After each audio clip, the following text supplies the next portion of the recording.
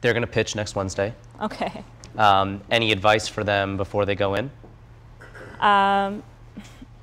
Outside, so one thing that Tim told me, which really made me change the entire way that I pitch and I present.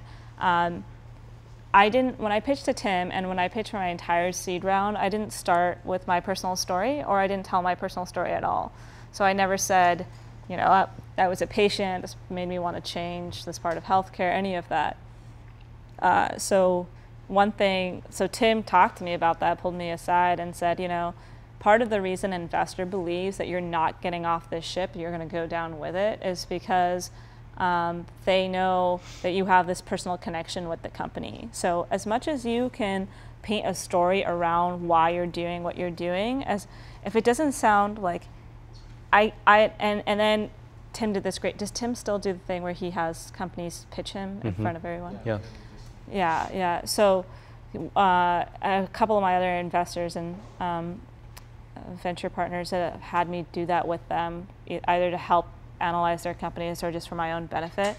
So one thing is, like, the less random it seems to the investors that you're working on this, the better it is, you know? So the more you can kind of tie in what your background is and why you came up with it, you know? Like even my husband, he is running an HR enterprise software startup now, and like he didn't have a story like I did, but before starting this company, he'd managed 70 people. So he kind of, as he pitches, he relates, okay, so I was managing these people, and as the organization grew, it became harder and harder to get across certain points, and that's why I thought of like this software and how better, how much easier it would be to manage, Sure. So like whatever it is, health or education or anything else, the more you can relate it, the better. I think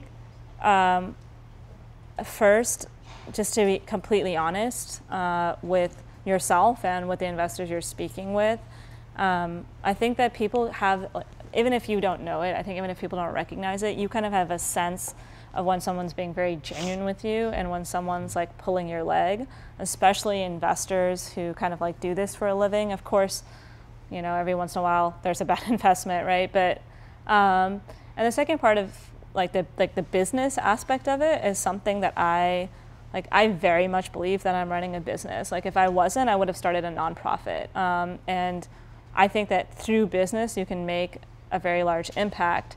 So again, when I say become an expert on your topic, that doesn't mean just in that means in the business sense as well, right? Like, who are our strategics? How big is this market? How much of the market do we think we can capture? Who are the people we need to do that, right?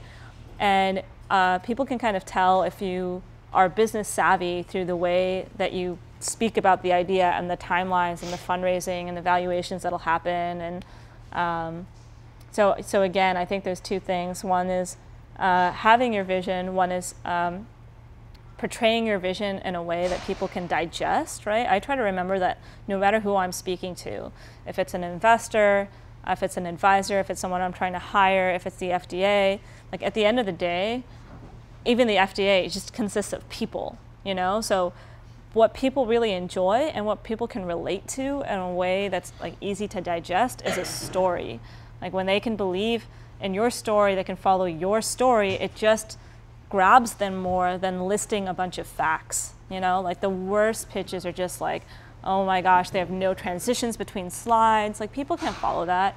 If you make people feel like you're sitting in a school lecture, like we all know what that's like. It's really difficult to follow along, right? But if it's like a story and then one thing leads to another, and hey, this is why the timing of this product is so perfect right now. It's because all of these other market factors are going on, and do you see how this one person from the team will come in and take this aspect and like all of that. Is there a video of my pitch, like my 3-minute pitch somewhere? I can't remember. I don't think so. I think it's closed. Yeah, so like kind of bringing all of those elements in a way that's educated but tells a story, right? You have to have both. Like you can't just, like you said, like have a sob story and expect people to give you millions of dollars. Like that's not going to happen. No one's going to do that. Like they might as well just go invest in the nonprofits they're already investing in. So to actually have someone believe that you're going to be a profitable company and a profitable CEO that's going to have like return on people's shares, you have to understand your operating plan. And I love communicating that through written word. So I think that's one thing that's a little bit different than a lot of tech entrepreneurs.